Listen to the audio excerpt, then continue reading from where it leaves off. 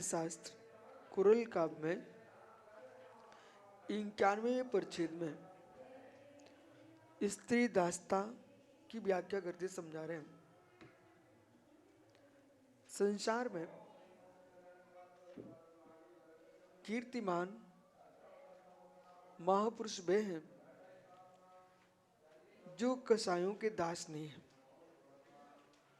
महान वे हैं जो विकारों को दास बनाए हैं। विकारों के भिखारी नहीं है, वे ही महापुरुष हैं। इसलिए श्रमणों के लिए महाव्रताम महताम, महाव्रती को महान कहा है, अथवा जो महान होते हैं वे महाव्रत धारण करते हैं, जो महाव्रती होते हैं वे महान होते हैं।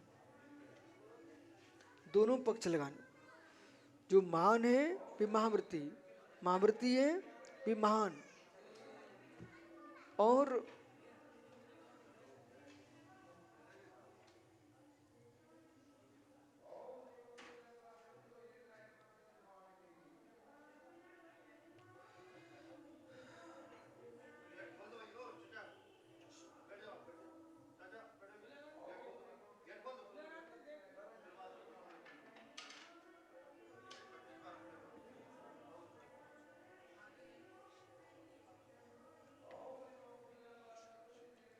हमको सब दिख रहा है, रुको।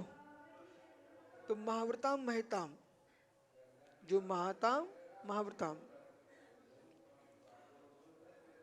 हर साधक को, हर मुमुक्षु को अपनी कीमत की कीमत होना चाहिए। जिसको अपनी कीमत है वो टुकड़ों में अपनी कीमत का नाश नहीं करेगा। विश्व में आप लोग गलत नहीं सोचना, मेरी बात सुनना। अरहंत देव की प्रतिमा से नहीं पूज्य हुई।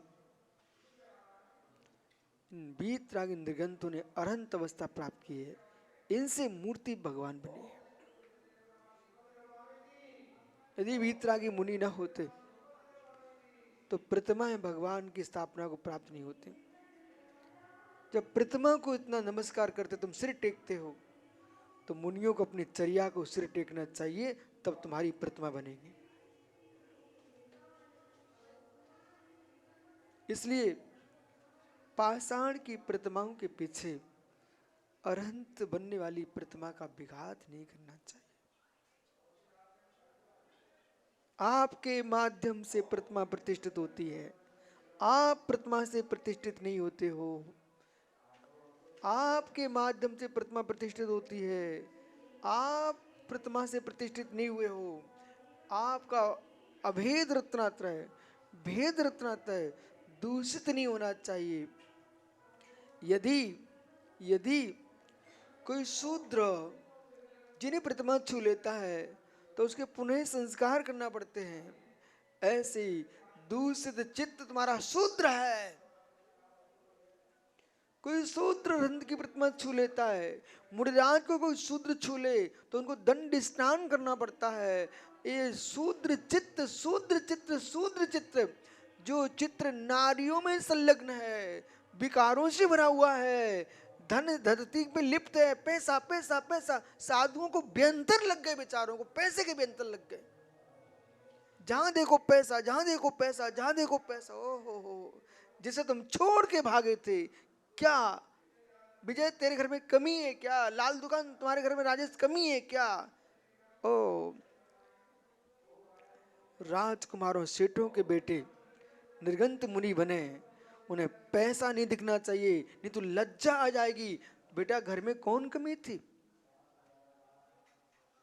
आप लोग इतने सुंदर सुंदर चेहरे हो, तुमको हजार लड़कियां निहारती, उन्हें तुम छोड़ के आए हो, अब तुम लड़कियों को निहारो। धिक्कार हो, तुम्हारा शूद्र चित्त है, शूद्र चित्त है। उन व्यक्तियों का चित्त शूद्र है। जैसे शूद्र से स्पर्शित प्रतिमा के संस्कार होते हैं, ऐसे शूद्र चित्र नारियों को निहार चुका, उस चित्त शूद्र हो चुका है, उसे पुनः स्थापित होना होता है। बेटा समझो, ये कुरल काव्य है। इन ग्रंथों का स्वाध्याय बंद कर दिए लोगों ने, ग्रंथ बंद कर रख दिए। लोक में लोगों के बीच में बैठ बैठ करके परपंच की बातें कहां बैराग को उद्घाटित करेंगी। स्त्री स्त्री स्त्री स्त्री स्त्री स्त्री, इनसे थोड़ी बैराग मजबूत होगा, बैराग जिनवाणी से मजबूत होगा। इसलिए यहां पर आचार्य महाराज लिख रहे हैं,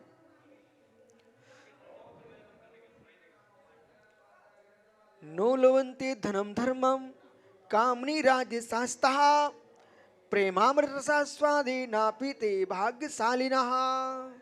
ओहो, न ते भाग्यशालिना, वे भाग्यशाली जीव नहीं है। दौलत राम ने क्या लिखा श्वेत सागर जी, मुनि सकल वृत्ति बड़ी भागी भव भोगन ते बैरागी। ओहो, बस बस, मुनि सकल वृत्ति बड़ी भागी भव भोगन ते बैरागी। मुनि सकल वृत्ति बड़ भागी। अहो युवा मुनियो, तुम कितने भाग्यवान हो। जो संयमी नहीं है उन्हें तुम ये मत समझो कि संयमी नहीं है। मेरी बात सुनो पुनीत सर, हम क्या बोल रहे हैं। जो संयमी नहीं है उन्हें ये मत समझो संयमी नहीं है। एक गूढ़ शब्द में बोल रहा हूं, तुम संयमी हो, तुम्हें संयम की कीमत पता ना हो, लेकिन असंयमी को संयम की कीमत मालूम है। इसलिए सुबह 5 बजे से बेचारे घर से चल दिए, यहां अभी आ गए। सौधर्मेंद्र को संयमी की कीमत मालूम है, जो कभी संयम धारण नहीं करता। आओ संधु, संयमी की कीमत पता है, संयमी कीमत पता है। समझो, सूरज सागर जी जिन्हें अपनी कीमत का बोध है, जैसे कि यदि बिना तुम अच्छे व्यापारी हो तो बेटा कहीं खोटा मिला मत देना। विजय से मेरा कहना है, राजेश से मेरा कहना है, कमल आपसे मेरा कहना है, बुंदेलखंड चले तो तुम्हें ठेला तक चलाया यहाँ पर, और आज तुम सेठ बन गए यहाँ पर आकर के। मित्र, कमाने के दिन चले गए, अब तुम पहुंच गए चोटी पर। आपको अपनी कीमत होना चाहिए। जो तुमने यश पा लिया व्यापार में, उसको अपयश नहीं आना चाहिए। जो यश पाया व्यापारी ने, यदि उसने खोटा मिला करके बेच दिया, उसकी इज्जत नष्ट हो जाएगी।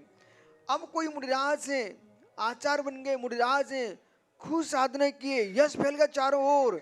अब उन्हें यश की जरूरत नहीं है, उन्हें यश की रक्षा की जरूरत है। ऐसा कोई काम न कर दें कि तुम्हारा सब नष्ट हो जाए। जितने प्रसिद्धि पा रहे हैं लोग नए नए, उन सबसे मेरा कहना है राजेश कि अल्प समय में तुमने यश पाया है, वो अल्प समय तक ना रह जाए। यदि शिखर ऊपर बनता है ना, उसकी सीमा होती है कितना ऊंचा ले जाना है, नीचे से पता रहता है ऊपर कितना जाएगा। वो आपने लोभ कर दिया थोड़ा और ऊंचा दिखा दूं, वो नीचे गिरेगा। ये शिखर नीति, शिखर नीति, शिखर नीति का बोध होना चाहिए। शिखर न्याय, ये शिखर न्याय है। कितने प्रकार के लोक में न्याय होते हैं, आप भी तो बना सकते हो। जैसे भ्रूण न्याय, ठीक है, गुणाक्षर न्याय, बीजांकुर न्याय, काकताली न्याय, अजाकृपाणी न्याय, ऐसे शिखर न्याय, अशोक भाट का न्याय, शिखर न्याय। अब शिखर न्याय का मतलब समझिए, नीचे से ही पता चलता है शिखर कितना ऊपर जाना चाहिए।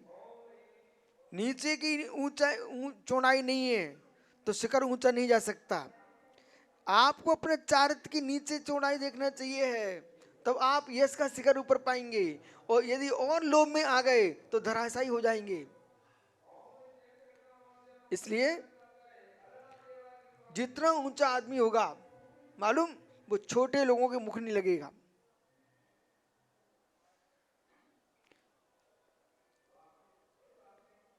नंगों का क्या गीला होगा, कपड़े वाले संभल के जियो।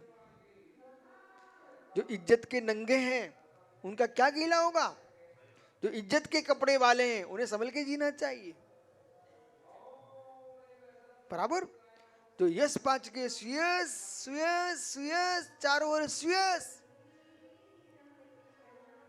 बेटा जो गिरे आदमी है ना, वे गड़बड़ करना कोई असर नहीं पड़ता। जो नेता आदि आदि की जो पेपरों में आ जाती है, तुरंत टीवी पे निकलने लगते हैं, बेकाम क्षुद्रों के यहाँ रोज होते हैं। जो अच्छे लोगों के अपयश फैलते ना, वे बिना शूद्रों जो फैला रहे ना, वे रोज वही काम करते हैं, पर उनके अपयश भी नहीं फैलते। उनके अपयश नहीं फैलते, अपयश उन्हीं के फैलते हैं जो यश पा लेते हैं। इसलिए नो लभते धनम, ओ हो, वे लोग ऐसा कामनी राज्य शास्ता, जिनके घर में कामनी का राज्य है और उनसे शासित राज्य में कोई पुरुष रहता है। आशीष सुन रहे कि नहीं? कामनी का राज्य नहीं आना चाहिए, कामनी को मंत्री बना के रखना चाहिए। तुम्हारी पत्नी तुम्हारा मंत्री बन के रहे, राजा बन के ना रहे। वो कहां गया श्रृणिक? श्रृणिक मंत्री पद तो ठीक है, पर राज्य पद ठीक नहीं है।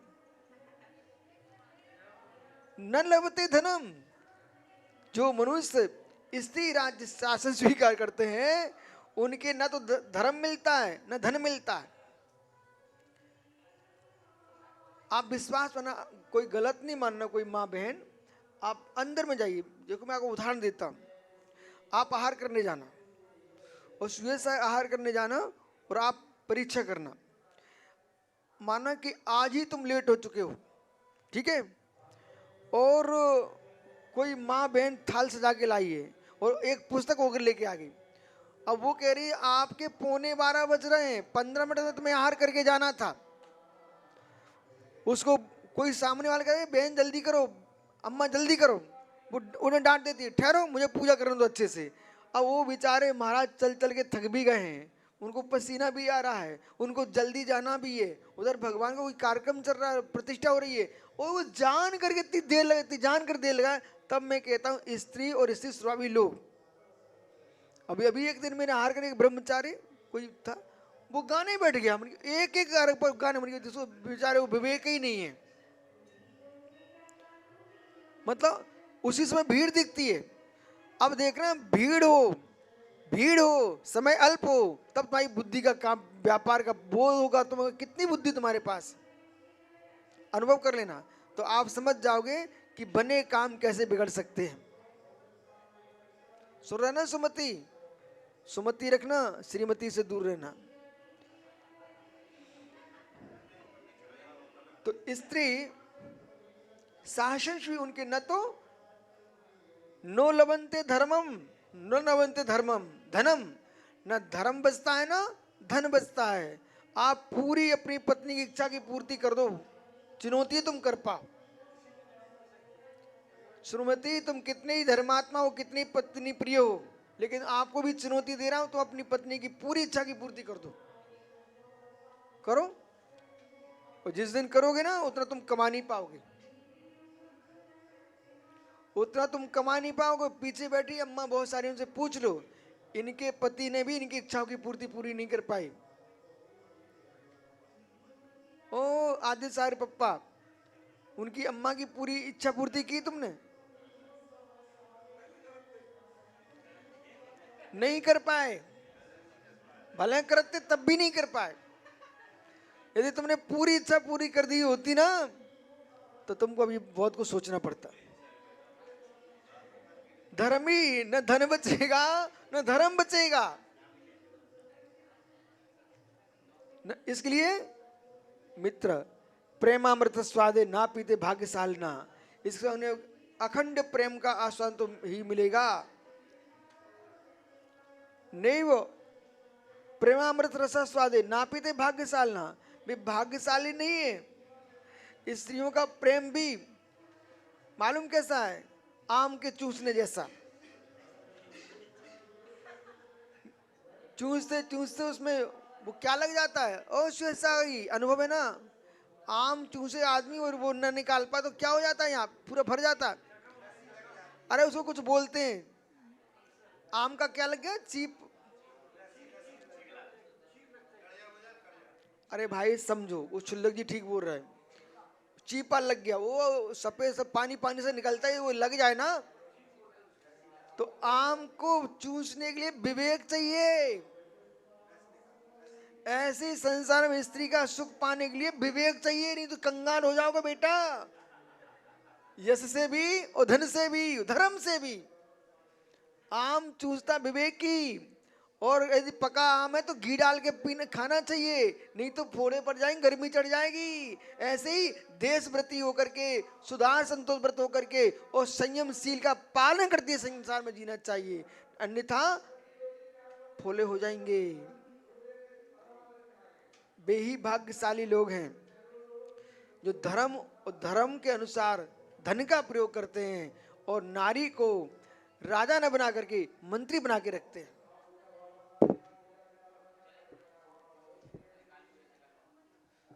त्रिकाल पूजा होने दो।